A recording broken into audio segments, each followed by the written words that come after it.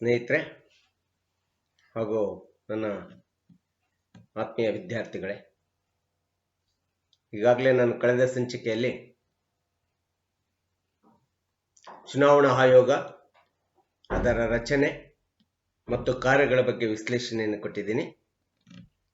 ಇವತ್ತು ನಾನು ನಿಮ್ಮ ಮುಂದೆ ಇನ್ನೊಂದು ಹೊಸ ವಿಷಯವನ್ನು ನಿಮ್ಮ ಪಠ್ಯಕ್ರಮಕ್ಕೆ ಸಂಬಂಧಪಟ್ಟಂತೆ ವ್ಯಕ್ತಪಡಿಸಲಿಕ್ಕೆ ಇಷ್ಟಪಡ್ತಾ ಇದ್ದೀನಿ. ಅಂತ ಒಂದು ವಿಚಾರ ಅಂತಂದ್ರೆ, ವಿಷಯ ಅಂದ್ರೆ ದ್ವಿತೀಯ PUCಗೆ 2ನೇ ಅಧ್ಯಾಯದಲ್ಲಿರ್ತಕ್ಕಂಥ ಚುನಾವಣಾ ಸುಧಾರಣೆಗಳು.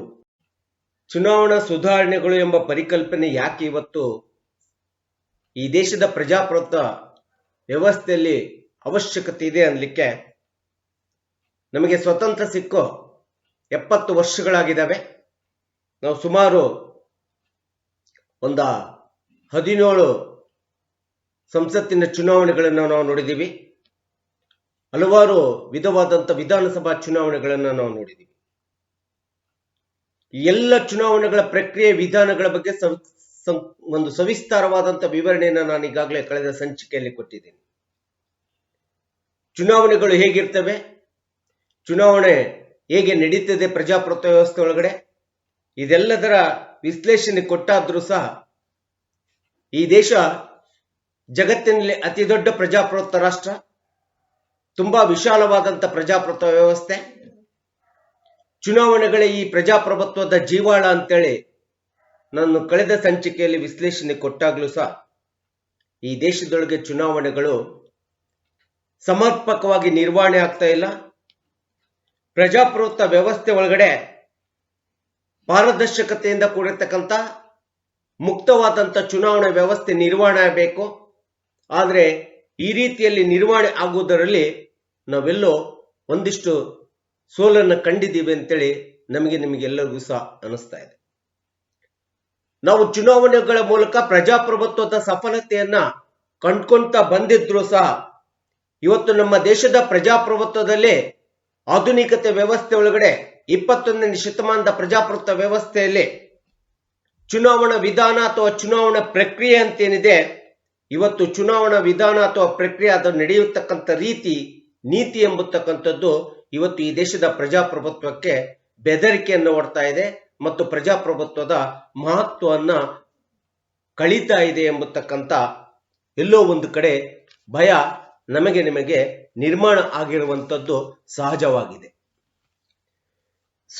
ಇಂಥ ಒಂದು ಸಂದರ್ಭದಲ್ಲಿ ಈ ರೀತಿಯಾದಂಥ ಪ್ರಜಾಪ್ರಭುತ್ವದ ಸ್ಫೂರ್ತಿಯನ್ನ, ಪ್ರಜಾಪ್ರಭುತ್ವದ ಮೌಲ್ಯವನ್ನ, ಚುನಾವಣೆ ವಿಧಾನ ಎಂಬತಕ್ಕಂಥದ್ದು ಒಂದು ಕಾನೂನುಬದ್ಧವಾದಂಥ ಸಂವಿಧಾನದ ನಿಯಮದ ಪ್ರಕಾರ ಮುಕ್ತ ಮತ್ತು ಪಾರದರ್ಶಕತೆಯಲ್ಲಿ ಪ್ರಜಾಪ್ರಭುತ್ವದಲ್ಲಿ ಚುನಾವಣೆ ನಡೀಬೇಕು ಎಂಬತಕ್ಕಂಥ ಹಿನ್ನೆಲೆಯನ್ನು ಇಟ್ಕೊಂಡು ಈ ಚುನಾವಣೆಗಳ ಸುಧಾರಣೆಗಳು ಎಂಬತಕ್ಕಂಥ ಪರಿಕಲ್ಪನೆಯನ್ನ ಇವತ್ತು ಕೇಂದ್ರ ಸರ್ಕಾರ ಮತ್ತು ಎಲ್ಲ ರಾಜ್ಯ ಸರ್ಕಾರಗಳ ಅವುಗಳನ್ನು ಜಾರಿ ತರಲಿಕ್ಕೆ ಹೊರಟಿರ್ತಕ್ಕಂಥದ್ದು ನಿಮಗೆ ಗೊತ್ತಿರುವಂತ ವಿಷಯ.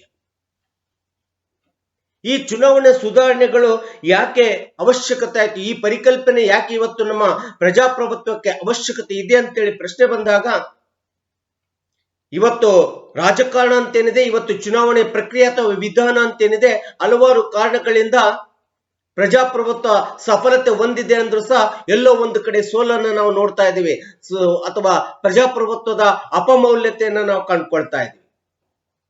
ಇಂಥ ಪ್ರಜಾಪ್ರಭುತ್ವದ ಸೋಲು ಮತ್ತು ಅಪಮೌಲ್ಯತೆಯಿಂದ ಪ್ರಜಾಪ್ರಭುತ್ವ ರಕ್ಷಿತವಾಗಬೇಕಂತಂದ್ರೆ ಚುನಾವಣಾ ಸುಧಾರಣೆ ಅವಶ್ಯಕತೆ ಇದೆ. ಚುನಾವಣೆಗಳಲ್ಲಿ ಸುಧಾರಣೆಗಳನ್ನು ನಾವು ತರಬೇಕಾಗಿದೆ.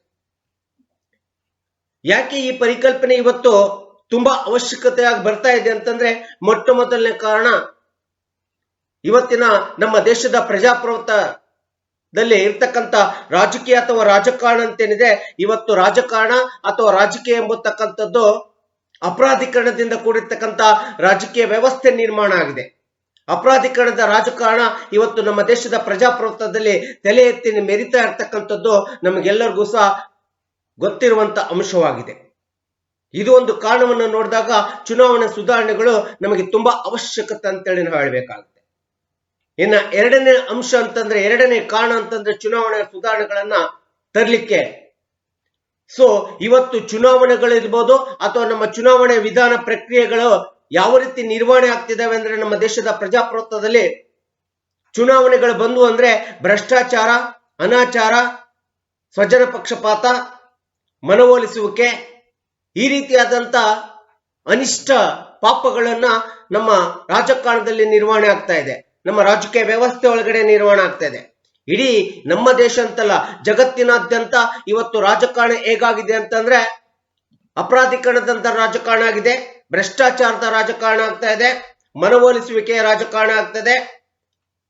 ಸೊ ಚುನಾವಣಾ ಒಳಸಂಚುಗಳಿಂದ ಕೂಡಿರ್ತಕ್ಕಂಥ ಪಿತೂರಿಗಳಿಂದ ಕೂಡಿರ್ತಕ್ಕಂಥ ರಾಜಕೀಯ ಅಥವಾ ರಾಜಕಾರಣದ ವ್ಯವಸ್ಥೆ ನಿರ್ವಹಣೆ ಆಗ್ತಾ ಇದೆ. ಇಂಥ ಒಂದು ಪಿತೂರಿಯಿಂದ ಪ್ರಾರಂಭ ಆದಂತ ರಾಜಕೀಯ ವ್ಯವಸ್ಥೆ ಸೊ ಸಾವಿನ ಜೊತೆ ಅಂತ್ಯವಾಗತಕ್ಕಂಥದ್ದು, ಕೊಲೆಯ ಜೊತೆಗೆ ಅಂತ್ಯವಾಗತಕ್ಕಂಥದ್ದು ಒಂದು ಕೆಟ್ಟ ರಾಜಕೀಯ ವ್ಯವಸ್ಥೆ ಇವತ್ತು ನಿರ್ವಹಣೆ ಆಗ್ತಾ ಇರ್ತಕ್ಕಂಥದ್ದು ಸಹ ಒಂದು ತುಂಬಾ ಅವಶ್ಯಕವಾದಂತ ಕಾರಣ ಆಗ್ತಾ ಇದೆ. ಚುನಾವಣೆಗಳಲ್ಲಿ ಸುಧಾರಣೆಗಳು ಬರಬೇಕು, ಚುನಾವಣೆ ಮುಕ್ತವಾಗಿ ನಡೆಯಬೇಕು, ಪಾರದರ್ಶಕತೆಯಿಂದ ನಡೆಯಬೇಕು, ಕಾನೂನುಬದ್ಧವಾದಂತ ರೀತಿಯಲ್ಲಿ ನಡೆಯಬೇಕು. ಹಾಗೆ ಇದು ಇನ್ನೊಂದು ಪ್ರಮುಖವಾದಂತ ಕಾರಣವನ್ನ ನಾವು ಚುನಾವಣಾ ಸುಧಾರಣೆ ಜಾರಿಗೊಳಿಸಲಿಕ್ಕೆ ಹೇಳ್ಬೇಕಾದ್ರೆ, ಇವತ್ತು ನಮ್ಮ ಪ್ರಜಾಪ್ರಭುತ್ವ ವ್ಯವಸ್ಥೆ ಒಳಗಡೆ ಮತದಾನಗಳು ನಡೆಯುವಂತ ಸಂದರ್ಭದಲ್ಲಿ ಮತಗಟ್ಟೆಗಳಲ್ಲಿ ಯಾವ ರೀತಿ ಮತದಾನ ನಡೀತಿದೆ ಎಂಬತಕ್ಕಂಥದ್ದು ನಿಮಗೆಲ್ಲರಿಗೂ ಗೊತ್ತಿದೆ. ಎಲ್ಲ ಕಡೆ ಶಾಂತ ರೀತಿಯಿಂದ ಮತದಾನ ನಡೀತಿದೆ ಅಂತ ಹೇಳಿಕ್ಕಾಗೋದಿಲ್ಲ. ಕೆಲವೊಂದು ಸಂದರ್ಭಗಳಲ್ಲಿ ಕೆಲವೊಂದು ಮತಗಟ್ಟೆಗಳಲ್ಲಿ ದುಷ್ಟಶಕ್ತಿಗಳ ತಾಂಡ ಆಡ್ತಾ ಇರ್ತವೆ. ಬೂತ್ ರಿಗ್ಗಿಂಗ್ ಇರ್ಬೋದು, ಬೂತ್ ಕ್ಯಾಪ್ಚರಿಂಗ್ ಇರಬಹುದು, ಮತ್ತು ಇಂಪರ್ಸನೇಷನ್ ಕೇಸ್ಗಳು ಇರಬಹುದು. So these are the questions. It is a mark over the Indian democracy ಅಂತೇಳಿ ನಾವು ಹೇಳ್ತೀವಿ. So it has been lost the significance of the our democracy ಅಂತೇಳಿ ಹೇಳ್ತೀವಿ. ಈ ರೀತಿಯಾದಂತ ಈ ಎಲ್ಲ ಅಂಶಗಳು, ಈ ಎಲ್ಲ ವಿಚಾರಗಳು ಇವತ್ತು ನಮ್ಮ ಭಾರತದ ಪ್ರಜಾಪ್ರಭುತ್ವಕ್ಕೆ ಪ್ರಶ್ನಿಸುವಂತ ರೀತಿಯಲ್ಲಿದ್ದಾವೆ ಮತ್ತು ನಮ್ಮ ಭಾರತದ ಪ್ರಜಾಪ್ರಭುತ್ವದ ಪ್ರಾಮುಖ್ಯತೆಯನ್ನು, ಮಹತ್ವವನ್ನ ಹಾಳು ಮಾಡುವಂತ ರೀತಿಯಲ್ಲಿ ಇವತ್ತು ನಿರ್ವಹಣೆ ಆಗ್ತಾ ಇದೆ ಚುನಾವಣೆ ವಿಧಾನ, ಚುನಾವಣೆಗಳು ನಡೀತಾ ಇದ್ದಾವೆ. ಸೊ ಇದನ್ನ ತಡೆಗಟ್ಟಬೇಕಂತಂದ್ರೆ, ಇದನ್ನು ಹೋಗಲಾಡಿಸಿ ಪಾರದರ್ಶಕತೆ ಮತ್ತು ಪ್ರಜಾಪ್ರಭುತ್ವದ ಮೌಲ್ಯವನ್ನ ನಿರ್ಮಾಣ ಮಾಡ್ಬೇಕಂತಂದ್ರೆ ಚುನಾವಣಾ ಸುಧಾರಣೆಗಳು ಅವಶ್ಯಕತೆ ಅಂತೇಳಿ ನಮಗೆ ಅನಿಸ್ತಾ ಇದೆ. ಹಾಗೆ ಇನ್ನೊಂದು ಅರ್ಥದಲ್ಲಿ ಹೇಳ್ಬೇಕಂತಂದ್ರೆ, ಯಾಕೆ ಚುನಾವಣಾ ಸುಧಾರಣೆ ಈ ದೇಶದಲ್ಲಿ ಜಾರಿಗೊಳ್ಳಬೇಕು, ಮೌಲ್ಯಾಧಾರಿತ ರಾಜಕಾರಣವನ್ನ ರಕ್ಷಣೆ ಮಾಡುವುದರ ಜೊತೆಗೆ ಇವತ್ತು ಇನ್ನೊಂದು ಕಾರಣವನ್ನ ಕೊಡ್ತಾ ಇದ್ದೀವಿ ಚುನಾವಣಾ ಸುಧಾರಣೆಗಳನ್ನ ತರಲಿಕ್ಕೆ. ಅದಕ್ಕೆ ಮೂಲ ಕಾರಣ ಅಂತಂದ್ರೆ, ಇವತ್ತಿನ ಈ ದೇಶದ ರಾಜಕಾರಣ ಎಂಬತಕ್ಕಂಥದ್ದು ಬಹಳಷ್ಟು ನಟೋರಿಯಸ್ ಪೊಲಿಟಿಷಿಯನ್ಸ್ ಅಂತ ಹೇಳಿ ಕರಿತೀವಲ್ಲ, ಇಂಥ ಒಂದು ನಟೋರಿಯಸ್ ಪೊಲಿಟಿಷಿಯನ್ಸ್ಗಳು ಅಥವಾ ಪಾಲಿಟಿಕ್ಸ್ ನಟೋರಿಯಸ್ ಗಳ ಕೈಯಲ್ಲಿ ಇವತ್ತು ಹೋಗಿದೆ. ಯಾಕಂದ್ರೆ ಇಡೀ ರಾಜಕೀಯ ವ್ಯವಸ್ಥೆ ಇವತ್ತು ಮನಿ ಅಂಡ್ ಮಸಲ್ಸ್ ಪವರ್ ಮೇಲೆ ನಿರ್ವಹಣೆ ಆಗುವಂತ ಪರಿಸ್ಥಿತಿ ಬಂದಿದೆ. ಇಡೀ ರಾಜಕಾರಣ ವ್ಯವಸ್ಥೆ ಅಥವಾ ಚುನಾವಣೆಗಳ ವ್ಯವಸ್ಥೆ, ಅವುಗಳ ಪ್ರಕ್ರಿಯೆಯನ್ನ ಇವತ್ತೇನಾಗಿದೆ ಅಂದ್ರೆ ಕಾನೂನಿಗೆ ಹೊರತಾಗಿ, ಕಾನೂನುಗಳನ್ನು ಉಲ್ಲಂಘನೆ ಮಾಡಿ, ನೀತಿ ನಿಯಮಗಳಿಗೆ ಉಲ್ಲಂಘನೆ ಮಾಡಿ, ಜೊತೆಗೆ ಹಣ ಮತ್ತು ತೋಲ್ಬಳದ ಮೇಲೆ ರಾಜಕಾರಣ ನಿರ್ವಹಣೆ ಆಗ್ತಾ ಇದೆ. ಹಣ ಮತ್ತು ತೋಲ್ಬಲ ಇದ್ದಾಗ ಮಾತ್ರ ರಾಜಕಾರಣದಲ್ಲಿ ಹೋಗ್ಲಿಕ್ಕೆ ಸಾಧ್ಯ, ರಾಜಕಾರಣದಲ್ಲಿ ಪ್ರವೇಶ ಮಾಡಲಿಕ್ಕೆ ಸಾಧ್ಯ ಎಂಬತಕ್ಕಂತ ಒಂದು ದುಷ್ಟ ವ್ಯವಸ್ಥೆ ಈ ಪ್ರಜಾಪ್ರಭುತ್ವದಲ್ಲಿ ನಿರ್ವಹಣೆ ಆಗಿರ್ತಕ್ಕಂಥದ್ದು ನಮ್ಮ ಚುನಾವಣೆಗಳ ವಿಧಾನಗಳಲ್ಲಿ ನಾವು ನೋಡ್ತಾ ಇದ್ದೀವಿ. ಅದಕ್ಕೆ ಇವತ್ತು ದೇಶದ ರಾಜಕಾರಣಿಗಳು ಅನೀತಿ, ಅಧರ್ಮ ಅಥವಾ ಕಾನೂನು ಬಾಹಿರವಾದಂತ ಚಟುವಟಿಕೆಗಳಲ್ಲಿ ಸಕ್ರಿಯವಾಗಿ ತೊಡಗಿಸ್ಕೊಂಡ್ಬಿಟ್ಟು, ರಾಜಕಾರಣವನ್ನ ತೊಡಗಿಸ್ಕೊಂಡ್ಬಿಟ್ಟು, ತಮ್ಮ ರಾಜಕೀಯ ಚಟುವಟಿಕೆಗಳನ್ನು ತೊಡಗಿಸ್ಕೊಂಡು ಪ್ರಜಾಪ್ರಭುತ್ವದ ಸ್ಫೂರ್ತಿಯನ್ನ, ಪ್ರಜಾಪ್ರಭುತ್ವದ ಮೌಲ್ಯಗಳನ್ನ, ಪ್ರಜಾಪ್ರಭುತ್ವದ ನೀತಿ ನಿಯಮಗಳನ್ನ ಸಂಪೂರ್ಣವಾಗಿ ಕೆಳಗೆ ಬೆಳೆಸಿರ್ತಕ್ಕಂಥದ್ದನ್ನ ನಾವು ಇವತ್ತೆಲ್ಲರೂ ಸಹ ಕಾಣ್ತಾ ಇದ್ದೀವಿ. ಸೊ ಈ ಹಿನ್ನೆಲೆಯಲ್ಲಿ ನೋಡಿದಾಗ, ಈ ಅಂಶವನ್ನು ನೋಡ್ತಾ ಹೋದ್ರೆ, ಇವತ್ತು ಸಾರ್ವಜನಿಕ ವ್ಯವಸ್ಥೆ ಒಳಗಡೆ ಈ ದೇಶದ ಪ್ರಜಾಪ್ರಭುತ್ವದಲ್ಲಿ ಮತದಾನವನ್ನು ನಡೆಯುವಂತ ಸಂದರ್ಭದಲ್ಲಿ, ಚುನಾವಣೆಯ ನಡೆಯುವಂತ ಸಂದರ್ಭದಲ್ಲಿ ಇಂಥ ಒಂದು ಅಪಮೌಲ್ಯ, ರಾಜಕೀಯದ ಅಪಮೌಲ್ಯ, ಪ್ರಜಾಪ್ರಭುತ್ವದ ಅಪಮೌಲ್ಯ ಆಗ್ಬಾರ್ದು, ಮತದಾನದ ಅಪಮೌಲ್ಯ ಆಗ್ಬಾರ್ದು. ಮತದಾನ ಮುಕ್ತವಾಗಿರ್ಬೇಕು, ಪಾರದರ್ಶಕತೆಯಿಂದಿರಬೇಕು. ಭಯರಹಿತವಾದಂತ ರೀತಿಯಲ್ಲಿ ಮತದಾನ ನಡೆಬೇಕು. ಮತದಾನದಲ್ಲಿ ಯಾವುದೇ ಚುನಾವಣಾ ಒಳಸಂಚುಗಳು, ಪಿತೂರಿಗಳು, ಅವ್ಯವಹಾರಗಳು, ಭ್ರಷ್ಟಾಚಾರ, ಮನವೊಲಿಸುವಿಕೆ, ಸ್ವಜನ ಪಕ್ಷಪಾತ ಇವ್ಯಾವುದೂ ಸಹ ಆಗದ ಹಾಗೆ ಸಂವಿಧಾನದ ನೀತಿಯ ಪ್ರಕಾರ, ನಿಯಮಗಳ ಪ್ರಕಾರ, ಕಾನೂನುಗಳ ಪ್ರಕಾರ ಇವತ್ತು ಚುನಾವಣೆ ಪ್ರಕ್ರಿಯೆ ಆಗ್ಬೇಕು.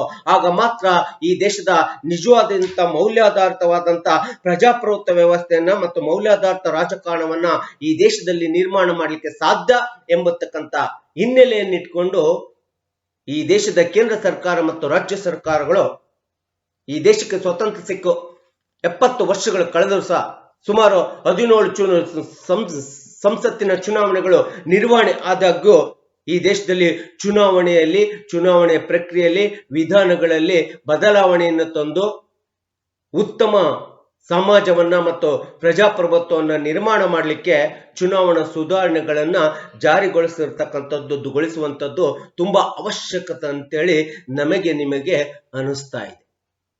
ಇದು ಚುನಾವಣೆ ಸುಧಾರಣೆಯ ಬಗ್ಗೆ ಇರ್ತಕ್ಕಂಥ ಒಂದು ಸಂಕ್ಷಿಪ್ತವಾದಂತ ಪ್ರಸ್ತಾವನೆ ಅಂತೇಳಿ ಸಹ ನಾವು ಅಂದ್ಕೋಬಹುದು.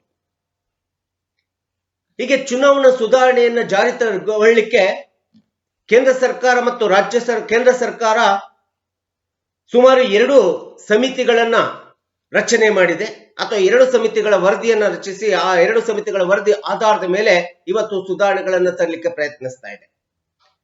ಮೊದಲನೇ ಸಮಿತಿ ಅಂತಂದ್ರೆ ಚುನಾವಣೆಯಲ್ಲಿ ಸುಧಾರಣೆ ತರಲಿಕ್ಕೆ ಕೇಂದ್ರ ಸರ್ಕಾರ ರಚನೆ ಮಾಡಿದಂತ ಸಮಿತಿ ಸಾಂತನಾಮ್ ಸಮಿತಿ ಅಂತ ಹೇಳ್ತೀವಿ. ಈ ಸಾಂತನಾಮ್ ಸಮಿತಿಯು ಕೂಡ ಎಷ್ಟೋ ಅಂಶಗಳನ್ನ ಈ ದೇಶದ ಚುನಾವಣಾ ವಿಧಾನ ಪ್ರಕ್ರಿಯೆಯಲ್ಲಿ ಬದಲಾವಣೆ ಸುಧಾರಣೆಯನ್ನ ತರಲಿಕ್ಕೆ ಬಹಳಷ್ಟು ಮಾಹಿತಿಗಳನ್ನ, ಸಲಹೆಗಳನ್ನ, ವರದಿಗಳನ್ನ ಕೊಟ್ಟಿರ್ತಕ್ಕಂಥದ್ದು ನಮ್ಗೆಲ್ಲರಿಗೂ ಗೊತ್ತಿರುವಂತ ವಿಷಯ. ಹಾಗೆ ಇನ್ನೊಂದು ಸಮಿತಿಯನ್ನ 1990ರ ದಶಕದಲ್ಲಿ ರಚನೆ ಮಾಡಲಾಯಿತು. ಅದನ್ನ ಗೋಸ್ವಾಮಿ ಸಮಿತಿ ಅಂತ ಹೇಳ್ತೀವಿ. ಈ ಗೋಸ್ವಾಮಿ ಸಮಿತಿಯು ಸಹ ಹಲವಾರು ಸಲಹೆಗಳನ್ನ, ಮಾರ್ಗದರ್ಶನವನ್ನ ಚುನಾವಣಾ ವಿಧಾನ ಅಥವಾ ಪ್ರಕ್ರಿಯೆಯಲ್ಲಿ ಬದಲಾವಣೆಯನ್ನು ತರಲಿಕ್ಕೆ ಮತ್ತು ಪ್ರಜಾಪ್ರಭುತ್ವದ ಮೌಲ್ಯವನ್ನ ಕಾಪಾಡಲಿಕ್ಕೆ, ರಕ್ಷಣೆ ಮಾಡಲಿಕ್ಕೆ ರೆಕಮೆಂಡೇಶನ್ ಅನ್ನು ಮಾಡ್ತದೆ, ವರದಿಯನ್ನ ಕೊಡ್ತದೆ. ಗೋಸ್ವಾಮಿ ಸಮಿತಿ 1990ರಲ್ಲಿ ಕೊಡ್ತದೆ.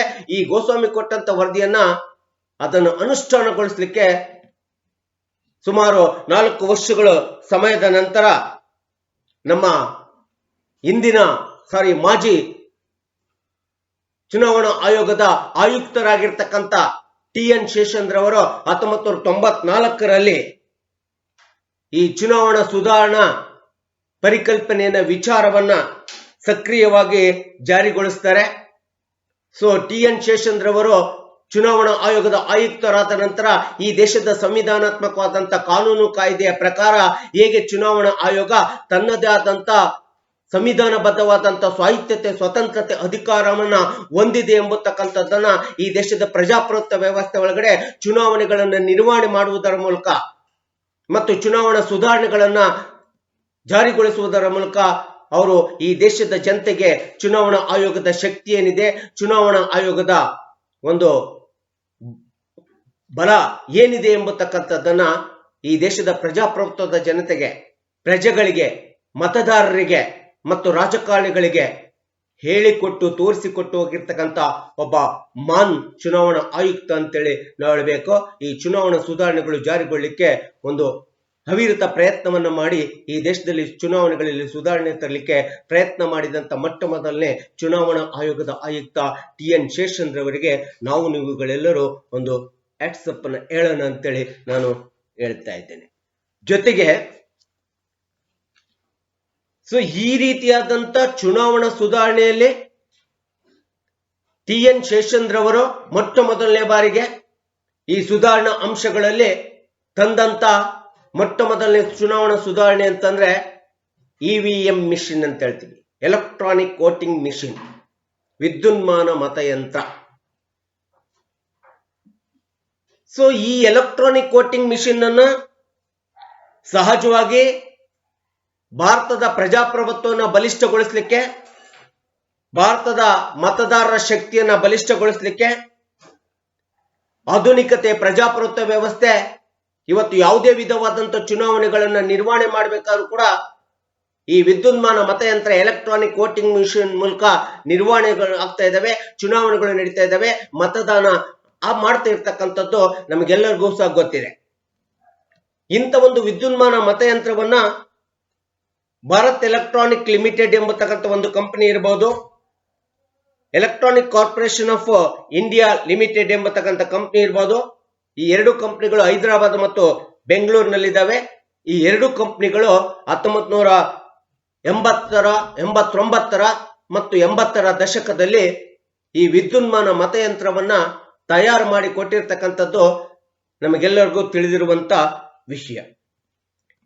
ಹೀಗೆ ವಿದ್ಯುನ್ಮಾನ ಮತಯಂತ್ರವನ್ನ ಪರಿಚಯಿಸಿಬಿಟ್ಟು ಪ್ರಜಾಪ್ರಭುತ್ವಕ್ಕೆ ಚುನಾವಣೆಯಲ್ಲಿ ಪರಿಚಯಿಸಿ 1989-90ರ ದಶಕದಲ್ಲಿ ಮೊಟ್ಟ ಮೊದಲನೇ ಬಾರಿಗೆ ಈ ವಿದ್ಯುನ್ಮಾನ ಮತಯಂತ್ರದಲ್ಲಿ ಎಲ್ಲಾ ದೇಶದ ಕೆಲವೊಂದು ಮತದಾರರು, ಕೆಲವೊಂದು ಕ್ಷೇತ್ರದ ಮತದಾರರು ಇದರ ಮೂಲಕ ತಮ್ಮ ಮತದಾನವನ್ನು ಚಲಾಯಿಸಬೇಕಂತೇಳಿ ಸುಮಾರು 89-90ರಲ್ಲಿ 16 ವಿಧಾನಸಭಾ ಕ್ಷೇತ್ರಗಳಲ್ಲಿ, ಅದು ಮಧ್ಯಪ್ರದೇಶದ 16 ವಿಧಾನಸಭಾ ಕ್ಷೇತ್ರಗಳಲ್ಲಿ, ಡೆಲ್ಲಿಯ 5 ವಿಧಾನಸಭಾ ಕ್ಷೇತ್ರಗಳಲ್ಲಿ ಮತ್ತು ರಾಜಸ್ಥಾನದ 6 ವಿಧಾನಸಭಾ ಕ್ಷೇತ್ರಗಳಲ್ಲಿ ಮೊಟ್ಟ ಮೊದಲನೇ ಬಾರಿಗೆ ವಿದ್ಯುನ್ಮಾನ ಮತಯಂತ್ರದ ಮೂಲಕ ಆ ಕ್ಷೇತ್ರದ ಮತದಾರರು, ಪ್ರಜೆಗಳು, ನಾಗರಿಕರು ತಮ್ಮ ಮತದಾನದ ಮೌಲ್ಯವನ್ನ ಚಲಾಯಿಸಿರ್ತಕ್ಕಂಥದ್ದು ನಮಗೆ ಒಂದು ಪ್ರಮುಖವಾದಂತ ಪರಿಕಲ್ಪನೆ ಅಂಶ ಇವತ್ತು ಆಗ್ತಾ ಇದೆ. ಸೊ ಈ ರೀತಿಯಾಗಿ ಇಡೀ ಒಂದು 90ರ ನಂತರ ಏನು 1998ರಲ್ಲಿ ಒಂದು ಸಾಮಾನ್ಯ ಚುನಾವಣೆ, ರಾಷ್ಟ್ರದ ಸಾರ್ವತ್ರಿಕ ಚುನಾವಣೆಗಳು ಅಥವಾ ಸಾಮಾನ್ಯ ಚುನಾವಣೆಗಳು 5 ವರ್ಷಕ್ಕೊಮ್ಮೆ ಬರ್ತವೆ. ಈ ರೀತಿ 5 ವರ್ಷಕ್ಕೊಮ್ಮೆ ಬಂದಂತ ಸಾಮಾನ್ಯ ಚುನಾವಣೆಯಲ್ಲಿ ಇಡೀ ಒಂದು 98ರ ಸಾರ್ವತ್ರಿಕ ಚುನಾವಣೆ ಈ ಎಲೆಕ್ಟ್ರಾನಿಕ್ ವೋಟಿಂಗ್ ಮಿಷಿನ್, ವಿದ್ಯುನ್ಮಾನ ಮತಯಂತ್ರದ ಮೂಲಕ ಚುನಾವಣೆಗಳನ್ನ ನಿರ್ವಹಣೆ ಮಾಡಿರ್ತಕ್ಕಂಥದ್ದು ನಮಗೆಲ್ಲರಿಗೂ ಸಹ ಗೊತ್ತಿದೆ. ಸೊ ಹೀಗೆ ಎಲೆಕ್ಟ್ರಾನಿಕ್ ವೋಟಿಂಗ್ ಮಿಷಿನ್, ವಿದ್ಯುನ್ಮಾನ ಮತಯಂತ್ರದ ಮೂಲಕ ಈ ದೇಶದ ಪ್ರಜಾಪ್ರಭುತ್ವದಲ್ಲಿ ನಡೆಯುವಂತ ಪ್ರತಿಯೊಂದು ಮತದಾನವನ್ನ ಈ ಮಿಷಿನ್ ಮೂಲಕ ಚಲಾಯಿಸಬೇಕು. ಈ ಒಂದು ವಿದ್ಯುನ್ಮಾನ ಮತದಾನದ ಮೂಲಕ ಎಲ್ಲಾ ಮತದಾರರು ಮತದಾನವನ್ನು ಹಾಕ್ಬೇಕಂತೇಳಿ ಪ್ರಾಯೋಗಿಕತೆಯಲ್ಲಿ ತಂದು ಈ ಅತಿ ಪ್ರಮುಖವಾದಂತ ಸುಧಾರಣೆಯನ್ನ ಚುನಾವಣಾ ಸುಧಾರಣೆಯಲ್ಲಿ ಜಾರಿಗೊಳಿಸಿರ್ತಕ್ಕಂಥದ್ದು ನಿಮಗೆಲ್ಲರಿಗೂ ಸಹ ಗೊತ್ತಿರುವಂತ ಅಂಶವಾಗಿದೆ. ಇದು ಮೊದಲನೇ ಸುಧಾರಣೆ, ಇವಿಎಂ ಪರಿಚಯಿಸಲ್ಪಟ್ಟಿರ್ತಕ್ಕಂಥದ್ದು ಚುನಾವಣಾ ಸುಧಾರಣೆಗಳಲ್ಲಿ. ಸೊ ನಮಗೆ ನಂತರದಲ್ಲಿ ಏನು ಎಲೆಕ್ಟ್ರಾನಿಕ್ ವೋಟಿಂಗ್ ಮಿಷಿನ್ ಈ ದೇಶದ ಚುನಾವಣೆ ವ್ಯವಸ್ಥೆ ಒಳಗಡೆ ಪರಿಚಯಿಸಲ್ಪಡ್ತೋ, ಈ ವಿದ್ಯುನ್ಮಾನ ಮತಯಂತ್ರ ಪರಿಚಯಿಸಲ್ಪಟ್ಟ ಮೇಲೆ ಇದರಿಂದ ಬರುವಂತ ಉಪಯೋಗಗಳೇನು, ಅಡ್ವಾಂಟೇಜಸ್ ಏನು, ಮೆರಿಟ್ಸ್ ಏನಂತೇಳಿ ನೋಡ್ತಾ ಹೋದ್ರೆ ಬಹಳಷ್ಟು ಉಪಯೋಗಗಳು ವಿದ್ಯುನ್ಮಾನ ಮತಯಂತ್ರದ ಮೂಲಕ ಮತದಾನವನ್ನು ಚಲಾಯಿಸುವುದರಿಂದ ನಮಗೆ ಮತ್ತು ನಮ್ಮ ಪ್ರಜಾಪ್ರಭುತ್ವಕ್ಕೆ, ನಮ್ಮ ದೇಶಕ್ಕೆ ತುಂಬಾ ಅನುಕೂಲಕಾರಿಯಾಗಿದೆ. ಯಾವ್ಯಾವ ಅನುಕೂಲಗಳು, ಯಾವ್ಯಾವ ಸೌಲಭ್ಯಗಳು ನಮಗೆ ಈ ವಿದ್ಯುನ್ಮಾನ ಮತಯಂತ್ರದಿಂದ ನಮ್ಮ ದೇಶಕ್ಕೆ ಸಿಕ್ಕಿವೆ ಅಂತೇಳಿ ನೋಡ್ತಾ ಹೋದ್ರೆ ನಾವು ಒಂದೊಂದಾಗಿ ನೋಡ್ಲಿಕ್ಕೆ ಪ್ರಯತ್ನವನ್ನ ಮಾಡೋಣ. What are the advantages? The first advantage to introduce the electronic voting machine in Indian election methods of election or in our democracy, ನಾನು ಹೇಳ್ಬೇಕಾದ್ರೆ ಮೊಟ್ಟ ಮೊದಲನೇದಾಗಿ it is A save the economy of the state ಅಂತೇಳಿ ಹೇಳ್ತೀವಿ ಅಥವಾ nation ಅಂತೇಳಿ ಹೇಳ್ತೀವಿ. ವಿದ್ಯುನ್ಮಾನ ಮತಯಂತ್ರದ ಮೂಲಕ ಮತದಾನವನ್ನು ಚಲಾಯಿಸಬೇಕಂತೇಳಿ ಚುನಾವಣೆಯಲ್ಲಿ ಸುಧಾರಣೆಯನ್ನು ತಂದು ಈ ವಿದ್ಯುನ್ಮಾನ ಮತಯಂತ್ರವನ್ನು ಪರಿಚಯಿಸಿದ್ರಿಂದ ನಮಗೆ ಸಿಗುವಂತ ಮೊಟ್ಟ ಮೊದಲನೇ ಅನುಕೂಲಕಾರಿಯಾದ ಅಂಶ, ಉಪಯೋಗಕಾರಿಯಾಗಿರುವಂತ ಅಂಶ ಅಂತಂದ್ರೆ ಈ ದೇಶದ ಆರ್ಥಿಕತೆಯನ್ನ ಉಳಿತಾಯ ಮಾಡಲಿಕ್ಕೆ ಸಾಧ್ಯವಾಗಿದೆ, ಅರ್ಥವ್ಯವಸ್ಥೆಯನ್ನು ಉಳಿತಾಯ ಮಾಡಲಿಕ್ಕೆ ಸಾಧ್ಯವಾಗಿದೆ. ಯಾಕಂದ್ರೆ ಈ ಮತಯಂತ್ರ ಬರೋದಕ್ಕಿಂತ ಮುಂಚಿತವಾಗಿ ನಮ್ಮ ದೇಶದ ಎಲ್ಲ ವಿಧವಾದಂತ ಚುನಾವಣೆಗಳು ಸಹ ಯಾವ ಆಧಾರದ ಮೇಲೆ ನಿರ್ವಹಣೆ ಆಗ್ತಾ ಇದ್ವು ಅಂದ್ರೆ ಮತಪೆಟ್ಟಿಗೆಯ ಆಧಾರದ ಮೇಲೆ ನಿರ್ವಹಣೆ ಆಗ್ತಾ ಇದ್ವು. ನಾವು ಮತದಾನವನ್ನ ಚಲಾಯಿಸಿ ನಮ್ಮ ಮತದಾನವನ್ನ ಮತಪೆಟ್ಟಿಗೆ ಒಳಗಡೆ ಹಾಕ್ತಾ ಇದ್ವಿ. ಆ ಮತಪೆಟ್ಟಿಗೆಯನ್ನ ಒಳಗಡೆ ಹಾಕ್ತಿದ್ವಿ ಅಂದ್ರೆ ಅವಕ್ಕೆ ಮತಪತ್ರಗಳನ್ನ ತಯಾರು ಮಾಡಿ ಆ ಮತಪತ್ರಗಳಲ್ಲಿ ನಮ್ಮ ಮತದಾನವನ್ನು ಚಲಾಯಿಸಿ ಪೆಟ್ಟಿಗೆಯಲ್ಲಿ ಹಾಕ್ತಾ ಇದ್ವಿ. ಹೀಗೆ ಮತಪತ್ರಗಳನ್ನ ತಯಾರು ಮಾಡಲಿಕ್ಕೆ ಹಿಂದೆ ನಮ್ಮ ದೇಶದ ಚುನಾವಣೆ ವ್ಯವಸ್ಥೆ ಪ್ರಕ್ರಿಯೆಯಲ್ಲಿ ಬಹಳಷ್ಟು ಆರ್ಥಿಕ ಹೊರೆ ಆಗ್ತಾ ಇತ್ತು ದೇಶಕ್ಕೆ. ಸಾವಿರಾರು ಕೋಟಿಗಟ್ಟಲೆ ಒಂದು ಚುನಾವಣೆ, ಸಾರ್ವತ್ರಿಕ ಚುನಾವಣೆಗೆ ದೇಶದ ಆರ್ಥಿಕತೆ ಖರ್ಚಾಗ್ತಾ ಇತ್ತು, ಆರ್ಥಿಕ ವ್ಯವಸ್ಥೆ ವ್ಯಯ ಆಗ್ತಾ ಇತ್ತು. ಸಾವಿರಾರು ಕೋಟಿಗಟ್ಟಲೆ ಆರ್ಥಿಕ ವ್ಯವಸ್ಥೆ ವ್ಯಯ ಆಗ್ತಾ ಇತ್ತು ಅಂತಂದ್ರೆ ಮತಪತ್ರಗಳನ್ನು ಮುದ್ರಣೆ ಮಾಡ್ಲಿಕ್ಕೋಸ್ಕರ ಇರ್ಬೋದು, ಸ್ಟೇಷನರಿ ಐಟಮ್ಸ್ ಗಳನ್ನ ತೆಗೆದುಕೊಳ್ಳಿಕ್ಕೆ ಇರ್ಬೋದು, ಸೊ ಪೇಪರ್ಸ್ ಗಳನ್ನ ಪರ್ಚೇಸ್ ಮಾಡ್ಲಿಕ್ಕೆ ಇರ್ಬೋದು, ಅಥವಾ ಟ್ರಾನ್ಸ್ಪೋರ್ಟೇಷನ್ ಸಾರಿಗೆಯನ್ನ ಮಾಡ್ಲಿಕ್ಕೆ ಇರ್ಬೋದು, ಇನ್ನು ಹಲವಾರು ವೇಸ್ಟೇಜ್ ಥಿಂಗ್ಸ್ ಗಳನ್ನ ಉಪಯೋಗ ಮಾಡ್ಲಿಕ್ಕೋಸ್ಕರ ಬಹಳಷ್ಟು ದೇಶಕ್ಕೆ ಆರ್ಥಿಕ ಹೊರೆ ಆಗ್ತಾ ಇತ್ತು.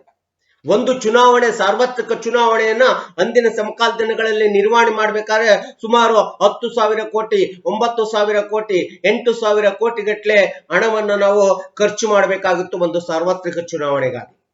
ಆದ್ರೆ ಈಗ ಮತಪತ್ರಗಳ ಅವಶ್ಯಕತೆ ಇಲ್ಲ, ಹೆಚ್ಚಿನ ಸ್ಟೇಷನರಿಯ ವೆಚ್ಚದ ಅವಶ್ಯಕತೆ ಇಲ್ಲ, ಯಾವುದೇ ಒಂದು ಟ್ರಾನ್ಸ್ಪೋರ್ಟಿನ ಅವಶ್ಯಕತೆ ಬರೋದಿಲ್ಲ. ಸೊ ಈ ರೀತಿಯಾದಂತೆ ಎಲ್ಲ ಚುನಾವಣೆಗೆ ಬೇಕಾಗುವಂತ ಸಾಮಗ್ರಿಗಳಂತೇನಿದ್ದು ಈ ಎಲ್ಲ ಸಾಮಗ್ರಿಗಳ ಖರ್ಚು ವೆಚ್ಚ ತುಂಬಾ ಕಡಿತವಾಗಿದೆ.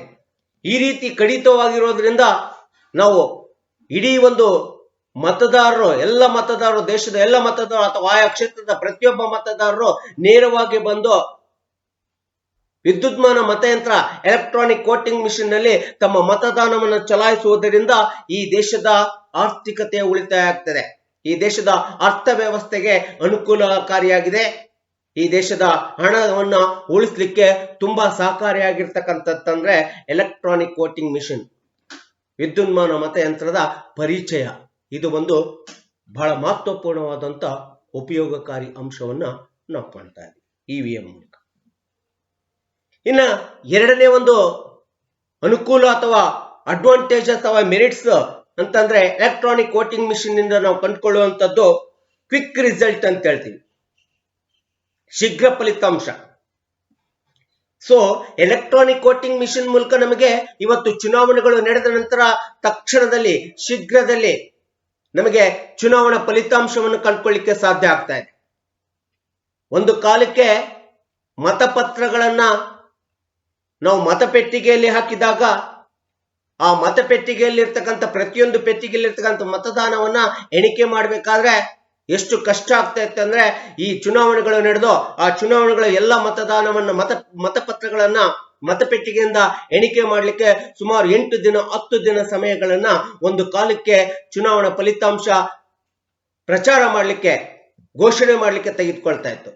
ಆದ್ರೆ ಇವತ್ತು ಏನು ಇಡೀ ಒಂದು ಚುನಾವಣೆಗಳು ಎಲ್ಲ ಮತದಾರರು ಮತ ಪೆಟ್ಟಿಗೆ ಬಿಟ್ಟು ಎಲೆಕ್ಟ್ರಾನಿಕ್ ವೋಟಿಂಗ್ ಮಿಷಿನ್ ನಲ್ಲಿ ತಮ್ಮ ಮತದಾನವನ್ನು ಚಲಾಯಿಸುವುದರಿಂದ ಈ ಒಂದು ಮಿಷಿನ್ ನಲ್ಲಿ ಒಂದು ಬಟನ್ ಒತ್ತು ಬಿಟ್ರೆ ಆ ಮತಗಟ್ಟೆಯ ಒಟ್ಟು ಮತದಾನ ಮತ್ತು ಯಾವ ಒಂದು ಚಿಹ್ನೆಗಳಿಗೆ ಪ್ರತಿನಿಧಿಗೆ ಮತದಾನ ಹೋಗಿದೆ ಎಂಬತಕ್ಕಂಥದ್ದು ಶೀಘ್ರದಲ್ಲಿ ನಮಗೆ ಫಲಿತಾಂಶವನ್ನು ಕೊಡ್ತದೆ, ರಿಸಲ್ಟ್ ಅನ್ನು ಕೊಡ್ತದೆ. ಮತ್ತು ಚುನಾವಣೆ ನಡೆದು ಯಾವುದೇ ಸಾರ್ವತ್ರಿಕ ಚುನಾವಣೆ ಆಗಲಿ, ಇನ್ಯಾವುದೇ ಸ್ಥಳೀಯ ಚುನಾವಣೆಗಳಾಗ್ಲಿ, ಇನ್ಯಾವುದೇ ವಿಧಾನಸಭಾ ಚುನಾವಣೆಗಳಾಗ್ಲಿ, ಈ ಚುನಾವಣೆಗಳು ಎಲೆಕ್ಟ್ರಾನಿಕ್ ವೋಟಿಂಗ್ ಮಿಷಿನ್ ಮೂಲಕ ನಡೆಯುವುದರಿಂದ ಫಲಿತಾಂಶ ಶೀಘ್ರವಾಗಿ ದೊರೆಯುತ್ತದೆ.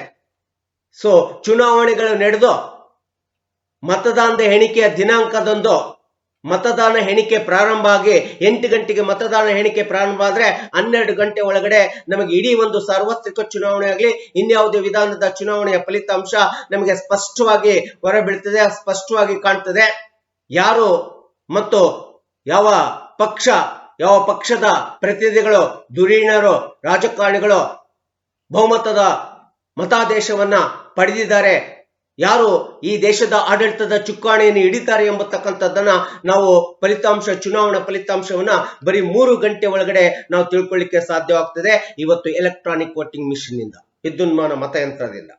ಆದರೆ ಹಿಂದೆ ಮತಪತ್ರಗಳ ಮೂಲಕ ಮತದಾನದ ಎಣಿಕೆ ಆಗುವಂತ ಸಂದರ್ಭದಲ್ಲಿ ಇಡೀ ಒಂದು ಕ್ಷೇತ್ರದ ಮತದಾನವನ್ನ ಎಣಿಕೆ ಮಾಡ್ಬೇಕಂದ್ರೆ ಸುಮಾರು 2 ದಿನ 3 ದಿನ ಇಡೀ ದೇಶದ ಮತಕ್ಷೇತ್ರಗಳ ಮತಪತ್ರಗಳನ್ನು ಎಣಿಕೆ ಮಾಡಿ ಚುನಾವಣಾ ಫಲಿತಾಂಶವನ್ನ ಘೋಷಣೆ ಮಾಡಬೇಕಾದ್ರೆ ಚುನಾವಣಾ ಆಯೋಗಕ್ಕೆ ಸುಮಾರು 8 ರಿಂದ 10 ದಿನಗಳ ಕಾಲಾವಕಾಶ ಬೇಕಾಗಿತ್ತು. ಆದ್ರೆ ಇವಾಗ 3 ರಿಂದ 4 ತಾಸಿನೊಳಗಡೆ ಇಡೀ ಒಂದು ಸಾರ್ವತ್ರಿಕ ಚುನಾವಣೆ ಎಲ್ಲ ಕ್ಷೇತ್ರಗಳ ಚುನಾವಣಾ ಫಲಿತಾಂಶದ ಘೋಷಣೆಯನ್ನ ಚುನಾವಣಾ ಆಯೋಗ ಸ್ಪಷ್ಟವಾಗಿ ಕೊಡುತ್ತದೆ.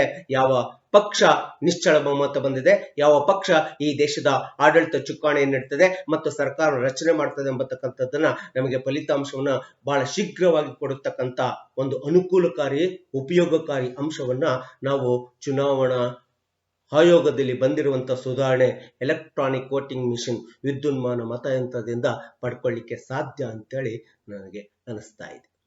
ಇದು ಒಂದು ಉಪಯೋಗಕಾರಿ ಅಂಶ. ಇನ್ನು 3ನೇ ಉಪಯೋಗಕಾರಿ ಅಂಶ ಅಂತಂದ್ರೆ ವಿದ್ಯುನ್ಮಾನ ಮತಯಂತ್ರದ ಮೂಲಕ ಎಲೆಕ್ಟ್ರಾನಿಕ್ ವೋಟಿಂಗ್ ಮಿಷಿನ್ ಮೂಲಕ ನಾವು ಕಂಡುಕೊಳ್ಳತಕ್ಕಂತಂದ್ರೆ ನೋ ಇನ್ವ್ಯಾಲಿಡ್ ವೋಟ್ಸ್. ಸೊ ಯಾವುದೇ ವಿಧವಾದಂತ ರದ್ದುಗೊಂಡಂತ ಮತದಾನದ ಅಂಶವನ್ನ ನಾವು ವಿದ್ಯುನ್ಮಾನ ಮತಯಂತ್ರದಲ್ಲಿ ಕಂಡುಕೊಳ್ಳಿಕ್ಕೆ ಸಾಧ್ಯ ಇಲ್ಲ. ಇನ್ವ್ಯಾಲಿಡ್ ವೋಟ್ ಎಂಬತಕ್ಕಂತ ಪ್ರಶ್ನೆ ವಿದ್ಯುನ್ಮಾನ ಮತಯಂತ್ರದಲ್ಲಿ ಮೂಲಕ ಮತದಾನವನ್ನು ಚಲಾಯಿಸಿದಾಗ ಆ ಪ್ರಶ್ನೆ ಉದ್ಭವಿಸೋದಿಲ್ಲ. ಯಾಕೆಂತಂದ್ರೆ ಇಲ್ಲಿ ಒಬ್ಬ ಮತದಾರ ತನ್ನ ಮತವನ್ನ ಚಲಾಯಿಸಬೇಕಾದ್ರೆ ಮತಗಟ್ಟೆಗೆ ಬಂದು ಮತಗಟ್ಟೆಯಲ್ಲಿರ್ತಕ್ಕಂಥ ಬ್ಯಾಲೆಟ್ ಯೂನಿಟ್ ನಲ್ಲಿ ಬ್ಲೂ ಬಟನ್ ಅನ್ನು ಒತ್ತಿದ ಅಂತಂದ್ರೆ ಆ ಬ್ಲೂ ಬಟನ್ ಅನ್ನು ಒತ್ತಿದ ತಕ್ಷಣ ಅವನ ವೋಟು ರೆಕಾರ್ಡ್ ಆಗುತ್ತೆ. ಒಮ್ಮೆ ವೋಟು ರೆಕಾರ್ಡ್ ಆಯ್ತು ಅಂತಂದ್ರೆ ಅವನು ಯಾರಿಗೆ ಯಾವ ಚಿಹ್ನೆಯ ಮುಂದೆ ಬ್ಲೂ ಬಟನ್ ಅನ್ನು ಒತ್ತಿರ್ತಾನ ಆ ಚಿಹ್ನೆಗೆ ಮಾತ್ರ ಆ ವೋಟು ಹೋಗುತ್ತೆ, ಬೇರೆ ಯಾರಿಗೆ ಹೋಗ್ಲಿಕ್ಕೆ ಸಾಧ್ಯ ಆಗೋದಿಲ್ಲ. ಇದರಿಂದ ಯಾವುದೇ ರೀತಿಯಾದಂತ ಇನ್ವ್ಯಾಲಿಡ್ ವೋಟ್ಸ್ ಅಂತೇಳಿ ಪ್ರಶ್ನೆ ವಿದ್ಯುನ್ಮಾನ ಮತಯಂತ್ರದಲ್ಲಿ ಉದ್ಭವಿಸಿದೆ. ಆದ್ರೆ ಹಿಂದೆ ಮತಪತ್ರಗಳಲ್ಲಿ ಒಬ್ಬ ಮತದಾರನು ಬಂದು ನಾವು ಕೊಟ್ಟಂತ ಆರೋ ಮಾರ್ಕ್ ಅನ್ನ ಮತ ಪತ್ರದ ಮುಂದೆ ಇರ್ತಕ್ಕಂಥ ಅಭ್ಯರ್ಥಿ ಮತ್ತು ಅಭ್ಯರ್ಥಿ ಮುಂದೆ ಇರ್ತಕ್ಕಂಥ ಚಿಹ್ನೆಯ ಮುಂದೆ ಒತ್ತಬೇಕಾದ್ರೆ ಆ ಚಿಹ್ನೆಯ ಮುಂದಾದ್ರೂ ಒತ್ತದ ಅಥವಾ ಅಭ್ಯರ್ಥಿ ಹೆಸರು ಮೇಲಾದ್ರೂ ಒತ್ತದ ಅಥವಾ ಮಧ್ಯೆ ಒತ್ತಾ ಇದ್ದ, ಮಧ್ಯೆ ಮತವನ್ನ ಚಲಾಯಿಸ್ತಾ ಇದ್ದ, ಇಂಥ ಒಂದು ಮುದ್ರೆಯನ್ನು ಹಾಕ್ತಾ ಇದ್ದ. ಇಂಥ ಸಂದರ್ಭದಲ್ಲಿ ಅಲ್ಲಿ ಮತದಾನದ ಅಪಮೌಲ್ಯತೆ ಕಂಡುಕೊಳ್ತಾ ಇತ್ತು. ಮತದಾನಕ್ಕೆ ಮೌಲ್ಯ ಇರ್ತಿರ್ಲಿಲ್ಲ. ಆ ಮತದಾನ ಕುಲಶಿತ ಮತದಾನ, ರದ್ದುಗೊಂಡಂತ ಮತದಾನ ಅಂತೇಳಿ ನಾವು ಎಣಿಕೆ ಸಂದರ್ಭದಲ್ಲಿ ಘೋಷಣೆ ಮಾಡ್ತಾ ಇದ್ವಿ. ಆದ್ರೆ ಇಂಥ ಒಂದು ಪರಿಸ್ಥಿತಿ, ಇಂಥ ಒಂದು ಸಂದರ್ಭ ವಿದ್ಯುನ್ಮಾನ ಮತಯಂತ್ರ ಜಾರಿಗೊಂಡ ನಂತರ ವಿದ್ಯುನ್ಮಾನ ಮತಯಂತ್ರದ ಮೂಲಕ ಎಲೆಕ್ಟ್ರಾನಿಕ್ ವೋಟಿಂಗ್ ಮಿಷಿನ್ ಮೂಲಕ ನಾವು ಮತದಾನವನ್ನು ಚಲಾಯಿಸಲಿಕ್ಕೆ ಹೊರಟಂತ ಸಂದರ್ಭದಲ್ಲಿ ಹಾಕುವಂತ ಸಂದರ್ಭದಲ್ಲಿ ಈ ಒಂದು ಪ್ರಶ್ನೆ, ಇಂಥ ಒಂದು ಸಮಸ್ಯೆ ನಮಗೆ ಬರ್ಲಿಕ್ಕೆ ಸಾಧ್ಯನೇ ಇಲ್ಲ. ನೋ ಇನ್ವ್ಯಾಲಿಡ್ ವೋಟ್ಸ್ ಅಂತೇಳಿ ನಾವು ಕರಿತೀವಿ. ಈ ನೋ ಇನ್ವ್ಯಾಲಿಡ್ ವೋಟ್ಸ್ ಎಂಬತಕ್ಕಂಥ ಅನುಕೂಲಕಾರಿ ಅಂಶ, ಉಪಯೋಗವಾಗುವಂತ ಅಂಶ ಇವತ್ತು ಎಲೆಕ್ಟ್ರಾನಿಕ್ ವೋಟಿಂಗ್ ಮಿಷನ್ ಅನ್ನ ಪರಿಚಯಿಸಿರೋದ್ರಿಂದ ಚುನಾವಣಾ ಸುಧಾರಣೆಯಲ್ಲಿ ಒಂದು ಅಮೂಲಾಗ್ರ ಬದಲಾವಣೆಯನ್ನ ನಾವು ಕಂಡುಕೊಳ್ಳಿಕ್ಕೆ ಸಾಧ್ಯ ಆಗ್ತಾ ಇದೆ. ಇದು 3ನೇ ಉಪಯೋಗವಾಗುವಂತ ಅಂಶ.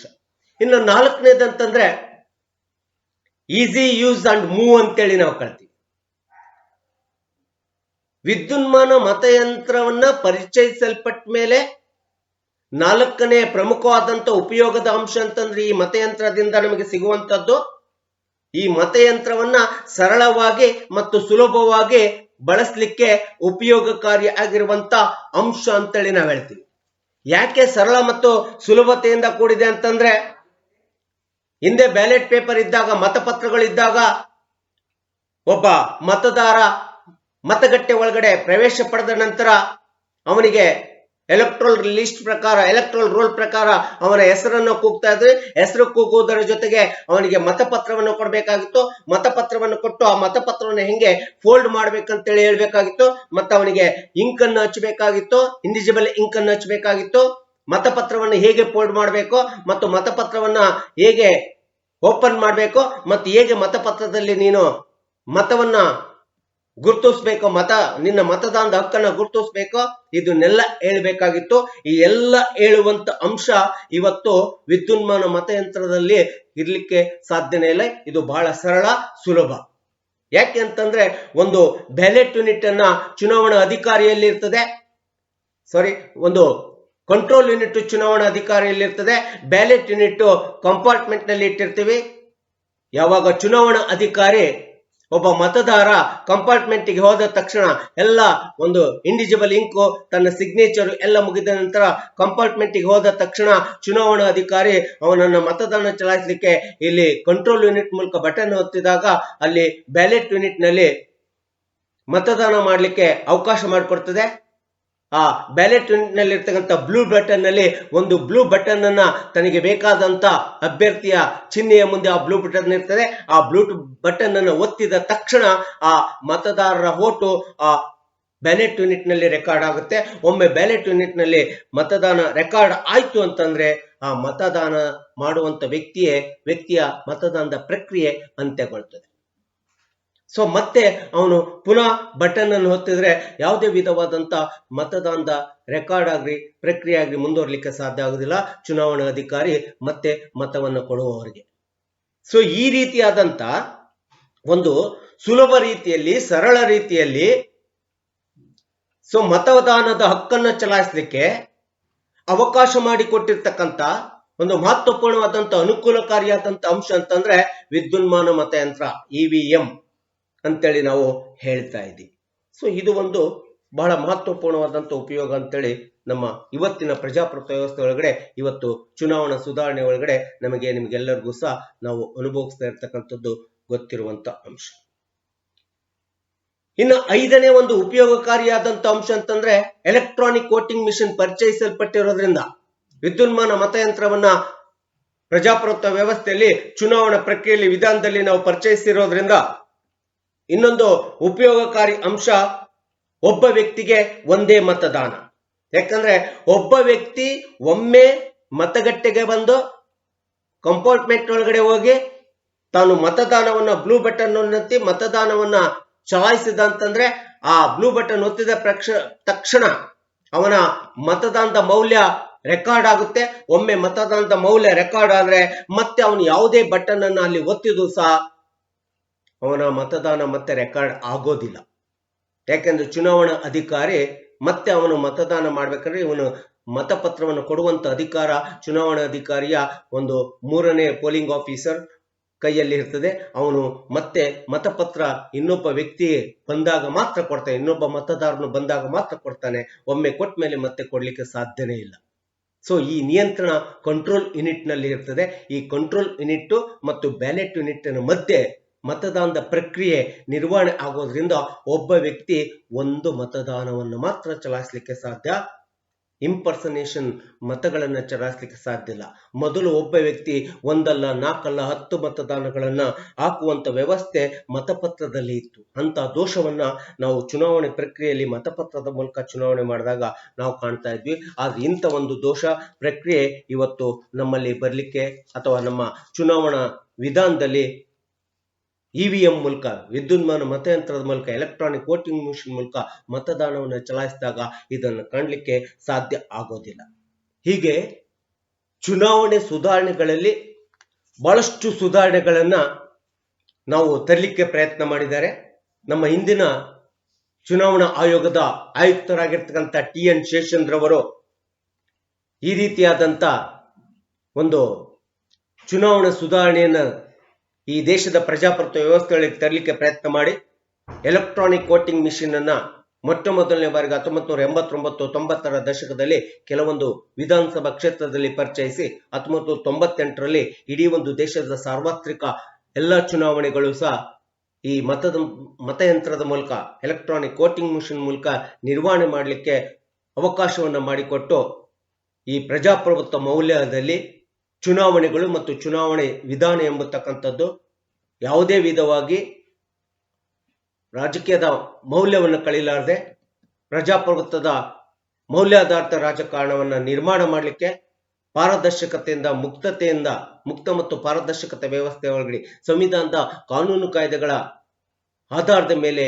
ಈ ದೇಶದ ಚುನಾವಣೆ ಪ್ರಕ್ರಿಯೆಗಳು ನಿರ್ವಹಣೆ ಆಗ್ಬೇಕಂತೇಳಿ TN ಶೇಷನ್ ರವರು ನಮಗೆ ಈ ವಿದ್ಯುನ್ಮಾನ ಮತಯಂತ್ರವನ್ನು ಪರಿಚಯಿಸಿಬಿಟ್ಟು ಈ ಪ್ರಜಾಪ್ರಭುತ್ವದ ಮೌಲ್ಯದ ರಕ್ಷಣೆಗಾಗಿ, ಮೌಲ್ಯಾಧಾರಿತ ರಾಜಕಾರಣದ ರಕ್ಷಣೆಗಾಗಿ ಮತ್ತು ಚುನಾವಣೆಗಳು ಪ್ರಜಾಪ್ರಭುತ್ವದ ಮೌಲ್ಯದ ಮೇಲೆ ನಡಿಬೇಕು, ಕಾನೂನಿನ ಆಧಾರದ ಮೇಲೆ ನಡಿಬೇಕು, ಕಾನೂನಿನ ನಿಯಮಗಳ ಮೇಲೆ ನಡಿಬೇಕು, ಸಂವಿಧಾನದ ಅಪಮೌಲ್ಯತೆ ಆಗಬಾರ್ದು, ಸಂವಿಧಾನದ ಕಾನೂನುಗಳ ರಕ್ಷಣೆ ಮೇಲೆ ಈ ದೇಶದ ಪ್ರಜಾಪ್ರಭುತ್ವ ವ್ಯವಸ್ಥೆ ನಿರ್ವಹಣೆ ಆಗಬೇಕು ಎಂಬತಕ್ಕಂಥ ಸದುದ್ದೇಶವನ್ನು ಇಟ್ಕೊಂಡು ಚುನಾವಣಾ ಸುಧಾರಣೆ ಎಂಬತಕ್ಕಂಥ ಪರಿಕಲ್ಪನೆಯನ್ನ ಈ ದೇಶದ ಪ್ರಜಾಪ್ರಭುತ್ವಕ್ಕೆ ಪರಿಚಯಿಸಲ್ಪಟ್ಟು ಚುನಾವಣಾ ಸುಧಾರಣೆಗಳಲ್ಲಿ ಎಲೆಕ್ಟ್ರಾನಿಕ್ ವೋಟಿಂಗ್ ಮಿಷಿನ್ ಎಂಬತಕ್ಕಂಥದ್ದನ್ನ ವಿದ್ಯುನ್ಮಾನ ಮತ ಯಂತ್ರ ಎಂಬತಕ್ಕಂಥದ್ದನ್ನ ಪರಿಚಯಿಸಲ್ಪಟ್ಟಿದೆ.